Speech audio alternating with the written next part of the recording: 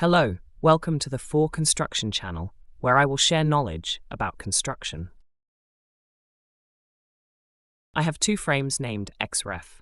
As you see on the screen, it seems a bit blurry, right? Don't worry, today I will show you how to increase the brightness of Xref.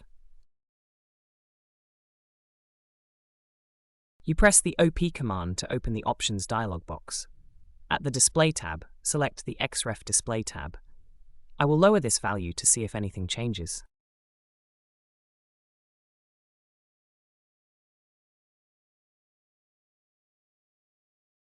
As you can see, the Xref name box has been highlighted. It's so good, isn't it?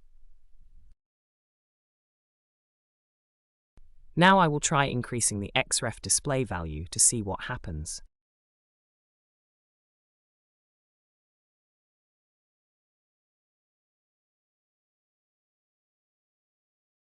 The objects of the Xref file have been grayed out. Okay, let's move on to tip number 2. How to quickly access and edit Xref files. Enter the command refedit and click on the Xref object that needs editing. Now I will try deleting a few objects in Xref to see if anything happens. To save changes, click Save Reference Edits on the toolbar or enter the ref close command.